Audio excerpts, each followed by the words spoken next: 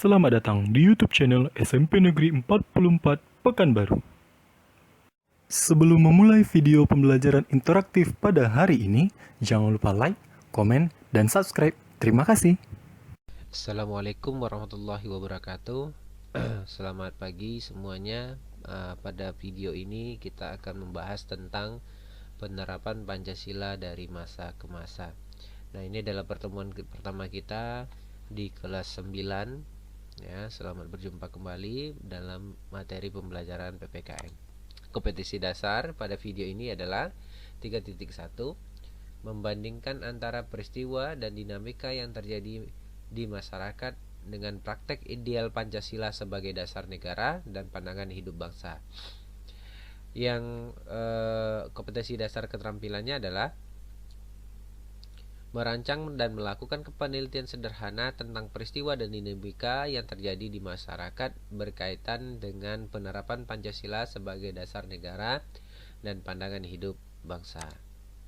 Adapun indikator pencapaian kompetensi kita pada kesempatan kali ini adalah menyusun ciri dan penyimpangan pelaksanaan Pancasila pada masa awal kemerdekaan, Orde Lama, Orde Baru, dan Reformasi.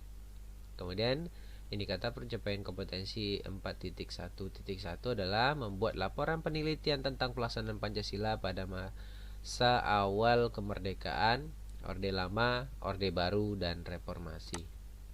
Nah, ini yang menjadi materi kita pada pertemuan kali ini. Yang pertama adalah pelaksanaan Pancasila pada masa atau pada periode awal kemerdekaan, yaitu tahun 1945 sampai 1950. Yang kedua adalah pelaksanaan Pancasila pada masa Orde Lama pada tahun 1950 sampai 1959. Nanti kita tengok bagaimana pelaksanaan Pancasila pada masa Orde Lama ini, kurun waktu 1950 sampai 1959.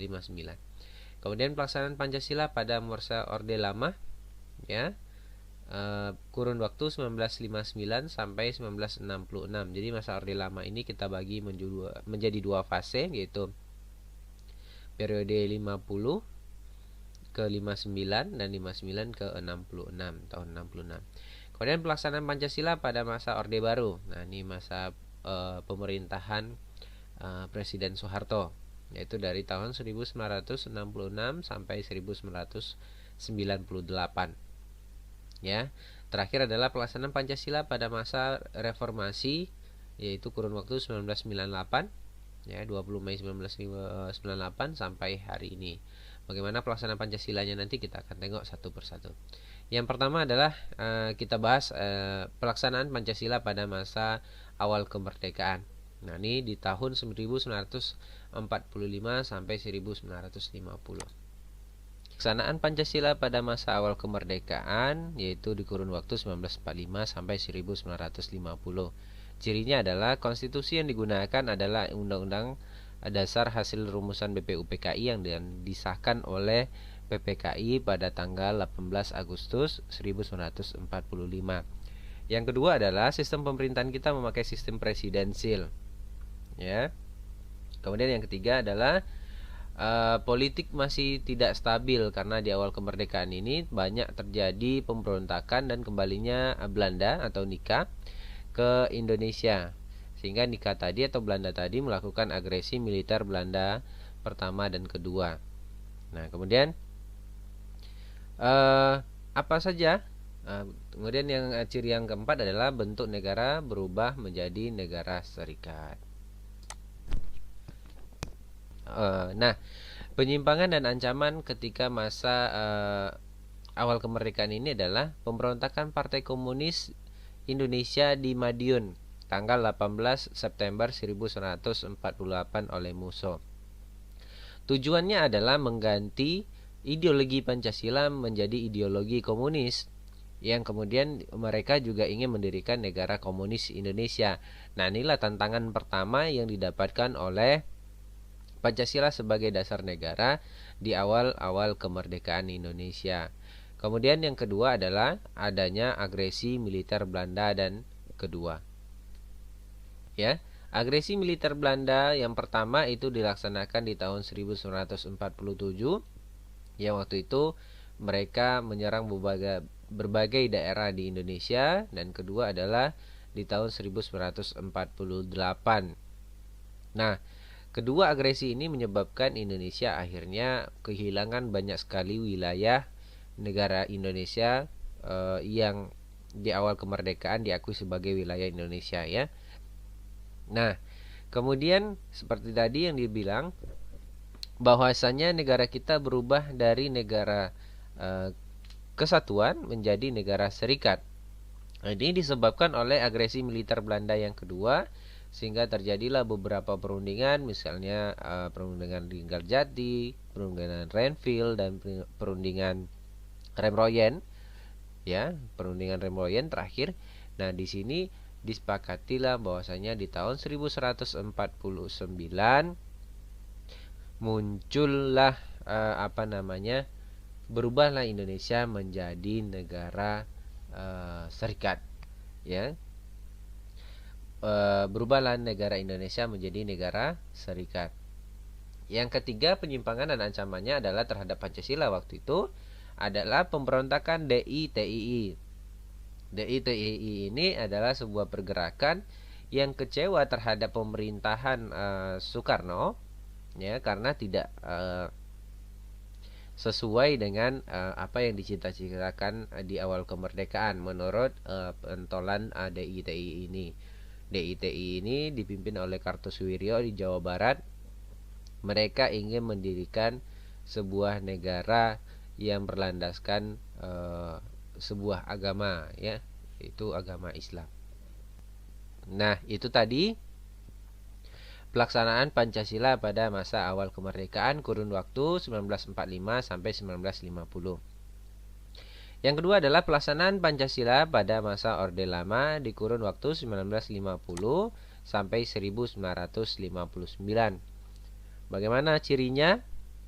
Cirinya adalah sila keempat Pancasila tidak lagi berlandaskan kepada musyawarah mufakat, melainkan suara terbanyak atau voting. Nah, inilah yang menjadi tantangan sendiri Pancasila di masa atau di kurun waktu 1950 sampai 1959. Yang kedua adalah yang kita sebenarnya menganut ideologi Pancasila, ternyata dalam pelaksanaannya cenderung menerapkan ideologi liberal. Kita lebih kepada ideologi liberal, sehingga Pancasila mulai goyah, ya, sebagai ideologi. Kemudian yang ketiga adalah terlaksananya pemilu pertama kali di Indonesia tahun 1955. Tadi misalnya di kurun waktu 1945 sampai 1950 terjadi perubahan bentuk negara. Yang pertama adalah kesatuan berubah menjadi negara serikat. Nah, di sini disebabkan oleh berubahnya undang-undang dasar atau konstitusi negara kita, yang awalnya adalah undang-undang dasar di tahun 1949 dirubah menjadi konstitusi RIS, ya, konstitusi RIS, Republik Indonesia Serikat. Namun dalam pelaksanaannya di tahun 1950 kita kembali kepada bentuk negara kesatuan, namun undang-undang dasarnya tidak kita kembalikan kepada Undang-Undang Dasar 1945, melainkan kita gabungkan antara konstitusi RIS dengan Undang-Undang Dasar 45, sehingga melahirkan Undang-Undang Dasar yang baru yang kita sebut dengan Undang-Undang Dasar Sementara 1950. Nah, pemilu ini ditujukan bukan untuk memilih presiden dan wakil presiden, melainkan adalah memilih badan konstituante yang bertugas nantinya untuk membuat Undang-Undang Dasar yang baru. Kemudian situasi politik juga tidak stabil, ya. Nomor 4, terjadinya pergantian kabinet sebanyak 7 kali di kurun waktu 1950 sampai 1959. Apa penyimpangan dan ancaman terhadap Pancasila? Ya, ternyata Partai Komunis dalam pemilu tadi menjadi pemenang keempat suara terbanyak, ya, di badan konstituante. Kemudian terjadi pemberontakan rakyat Maluku Selatan yang mereka juga kecewa terhadap pemerintahan Republik Indonesia. Yang ketiga adalah pemberontakan pemerintahan revolusioner Republik Indonesia atau PRRI. Nah, ini juga mereka juga ingin mengganti atau memisahkan diri dari Negara Kesatuan Republik Indonesia. Dan yang keempat adalah perjuangan rakyat semesta atau Permesta. Usaha mengganti Undang-Undang Dasar yang dibentuk oleh BPKI dengan Undang-Undang yang dasar yang baru, ya. Nah, ini juga terjadi di sini. Namun dalam kenyataannya ternyata Undang-Undang Dasar yang baru yang diharapkan tadi itu tidak terbentuk. Kenapa? Karena ternyata di badan konstituante tadi terdapat Partai Komunis Indonesia sebagai pemenang keempat, Partai Nasional Indonesia pemenang pertama, Partai Masyumi pemenang kedua, dan Partai NU pemenang ketiga. Nah, ini menjadi menjadi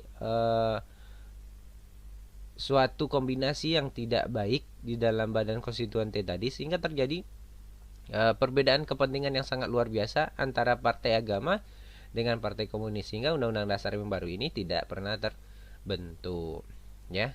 Yang kita di sini juga nanti setelah dekret Presiden 5 Juli 1959, Presiden Soekarno dianggap oleh beberapa kalangan lebih condong kepada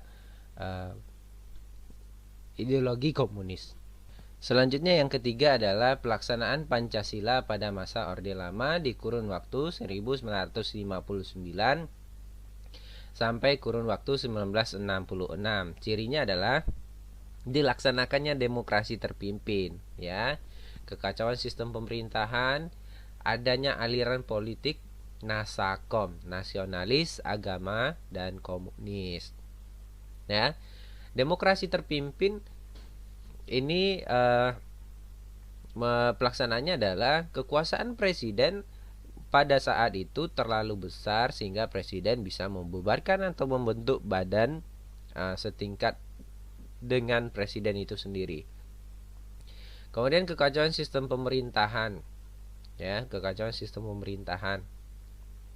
Karena apa? Karena di situ juga ada aliran politik nasakom, nasionalis, agama, dan komunis yang dicanangkan oleh Presiden Soekarno untuk mendamaikan antara Partai Nasional Indonesia, ya, Partai Masyumi, Partai NU, dan Partai Komunis yang notabene antara agama dan komunis tidak akan pernah bersatu. Kenapa? Karena agama mempercayai adanya Tuhan, sementara Partai Komunis tidak percaya dengan Tuhan. Nanti kemudian apa yang terjadi penyimpangannya, ya, salah satunya adalah diangkatnya Insinyur Soekarno menjadi presiden seumur hidup. Kekuasaan presiden terlalu besar. Ini yang Bapak bilang tadi, bahwasanya presiden bisa membubarkan lembaga negara. Kemudian pemberontakan Partai Komunis Indonesia, ya, pada tanggal 30 September 1965. Karena Partai Komunis ini menjadi partai yang sangat besar, di sini juga Partai Komunis waktu itu menuntut akan membentuk, dan akhirnya terbentuklah angkatan kelima, ya, angkatan kelima di dalam Angkatan Bersenjata Republik Indonesia, atau yang waktu itu disebut dengan ABRI, kalau sekarangnya TNI, ya. Dibentuklah angkatan kelima yang terdiri dari para tani dan para buruh yang mereka dilatih untuk memegang senjata. Nah, angkatan tadilah yang digunakan oleh Partai Komunis Indonesia melakukan pemberontakan di tanggal 30 September 1965 dengan menewaskan 7 orang jenderal di Angkatan Darat, karena memang Angkatan Darat menjadi musuh besar komunis pada saat itu. Kemudian yang keempat adalah kebijakan pemerintah cenderung berhaluan komunis, karena memang di lingkungan Soekarno di istana itu lebih cenderung lebih banyak orang-orang yang berhaluan komunis, ya, sehingga kebijakan-kebijakan Soekarno pada saat itu dianggap pro terhadap Partai Komunis Indonesia. Nah, itu yang menjadi pelaksanaan Pancasila pada masa Orde Lama.